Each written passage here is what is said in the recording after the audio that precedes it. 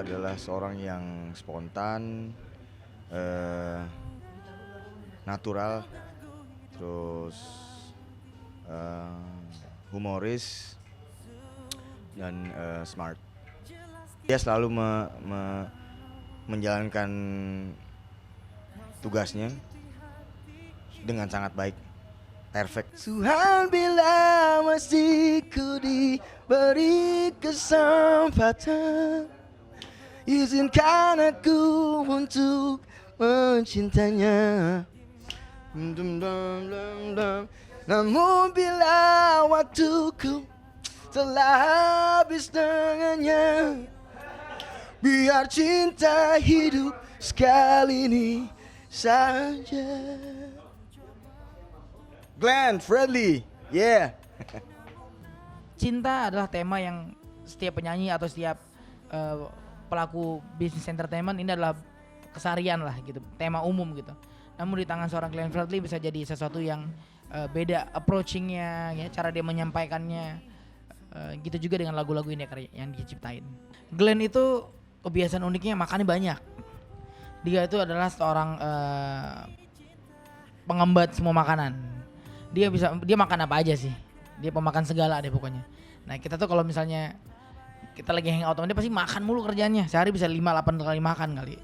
Cukup sudah ku katakan untuk sekian kali aku sayang kamu. Tuh kira-kira kayak gitulah. Itu yang disebut tadi oleh teman-teman benar ya? Betul ya semua. Ngembat makanan segala macam gitu. Ya, kalau jalan sama Tompi ya aku pikirnya ya, ayo Tom makan dulu, cari makan dulu. Terus dia bilang, lu kita makan dulu gitu. Ya mungkin dia jadi melihatnya seperti itu gitu. Padahal sebenarnya porsi makan yang lebih banyak bukan saya sih sebenarnya, dia juga porsi makan juga banyak juga. Banyak gitu, juga. Tompi. Apa sih makanan yang sangat favoritnya Glenn? Saya suka makanan-makanan yang saya bukan penyuka makanan cepat saji. Karena? Karena ya saya udah terbiasa makanan rumah gitu.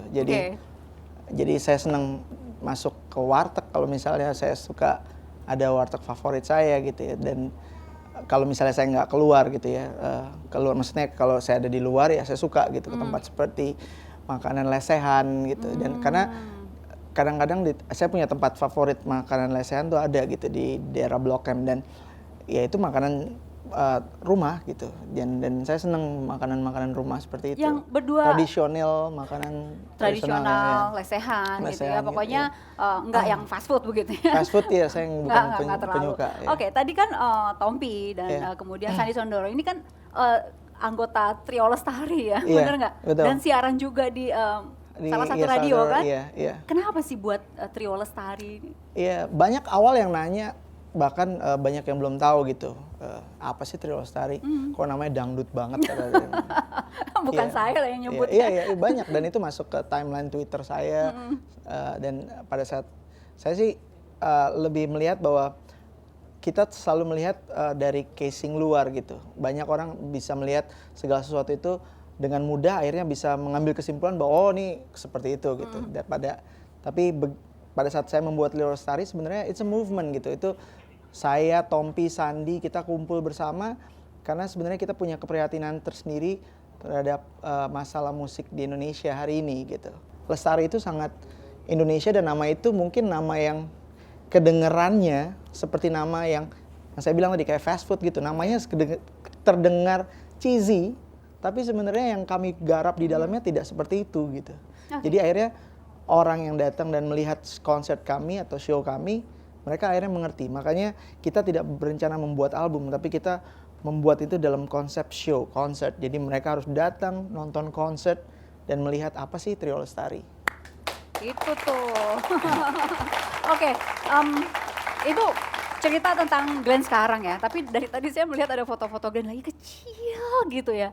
Ini Glenn sudah mulai kenal dan suka dengan musik dari usia 4 tahun, benar? Iya, saya besar di keluarga yang suka dengan berkesenian gitu. Maksudnya bermusik, itu musik tuh udah dari saya kecil gitu. Dari papi, mami atau dari keluarga atau memang Dari sekeluarga suka? sekeluarga, dari opa, oma, saya itu kita semua keluarga yang suka musik gitu. Jadi saya dari Glenn kecil itu ya komunitas keluarga kami itu ya setiap hari itu musik tuh seperti bernafas lah ya. Jadi saya masuk ke kamar tante saya, adik mama saya, musik isinya musik Indonesia yang dia suka. Jadi di keluarga dari mama saya itu setiap kamar mereka punya koleksi musik masing-masing gitu. Dan SD juga udah mulai banyak ngasih nyumbang piala untuk sekolah dasarnya. Iya, itu semuanya sih.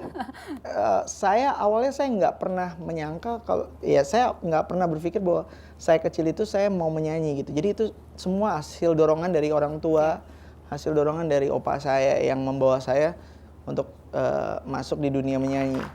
Kita lihat dulu nih, ada yang ingin kita perlihatkan. Glenn Fredly itu ya? Tahu deh. Glenn, apa kabar Glenn? Kenal sama saya enggak? Saya siapa yuk? Ya, saya Bu Yohan. Masih ingat Bu Yohan enggak? Glenn itu dulu waktu di kelas kan ada pelajaran menyanyi. Terus kita ada pelajaran seni musik, dulu namanya seni musik. Satu kelas itu bergiliran bernyanyi. Nah, saya hanya melihat Glenn itu suaranya bagus, bersih. Karena kami sudah ada bibit, kami mengeluarkan Glenn dari sekolah untuk perlombaan antar sekolah. Nah, ternyata di situ Glenn menang. Setelah di antar kenyamanan naik lagi, antar wali kota. Terus sampai ke atas sampai sekarang hingga dia menjadi terkenal. Ya, semoga sukses lebih maju lagi. Itu doa saya. Semoga senantiasa dapat lebih hebat lagi, lebih wow gitu yang sudah didapat pada saat ini. Guru SD saya. Masih ingat ya? Itu tadi Saya ingat banget itu, saya melihat mukanya langsung, ya itu guru yang mendampingi saya, yang mentoring saya gitu. Saya sore, karena rumah guru saya tuh dekat dengan rumah saya, jadi kalau saya pulang sekolah pagi, kemudian pulang sekolah, waktu pada saat mau ikut pertandingan nyanyi itu, ya saya latihan sama opa saya, kemudian dicek oleh guru saya, jadi saya harus ke rumah dia lagi gitu. Di situ dia melatih saya lagi gitu, dan dia bukan guru kesenian gitu. Karena guru kesenian ada lagi namanya Bu Ningsi, dan beliau orang yang tertarik akhirnya untuk mementor saya gitu, dan dia salah satu orang yang berjasa buat saya. Dan beliau sekarang sedang sakit. Dalam waktu dekat akan menerima tindakan operasi penyempitan pembuluh darah. Mudah-mudahan bisa didoakan dan cepat sembuh untuk. Wah, saya ingin tahu banget kalau gitu. Saya baru dengar nih. Iya. Teman-teman kami sempat ketemu dan mengundang, asalnya ingin datang ke sini, tapi beliau akan operasi dalam waktu dekat. Nah, beberapa kali menyumbangkan piala untuk sekolah, tetapi Glenn sendiri sempat nggak naik kelas gitu. Iya, saya SD itu saya bandel banget sih kalau bisa bilang. Orang tua saya, kan? Orang tua saya, saya melihat saya bisa demikian karena saya besar di lingkungan keluarga yang membuat saya jadi jauh lebih cepat dewasa gitu. Lingkungan dalam keluarga maupun lingkungan sekitar saya gitu, yang membuat saya jadi anak, misalnya katakan 4 SD, ya cara pandang dan cara lihat saya tuh tidak seperti anak 4 SD gitu. Oke. Dan kemudian, misal contoh gitu, saya nggak boleh di SD saya dulu di Tirta Marta, saya nggak boleh jajan, harus bawa makanan dari rumah. Ya saya nggak mau gitu, saya nggak, kalau misalnya saya nggak bawa jajan dari rumah, tapi saya punya uang, saya mau jajan, tapi harus itu dijajan di kantin SMP. Gitu. Dan SD nggak boleh jajan di situ karena harus bawa makanan dari rumah. Ya, saya rebel lah. jajan, saya ajak teman-teman ya, salah satunya sih kayak gitu. Akhirnya pada saat ketahuan ya dimarahin sama kepala sekolah. Tapi Dan satunya Bu Yohan itu. Oh, ini lanjutkan. Kita lanjutkan lagi nanti setelah jeda berikut.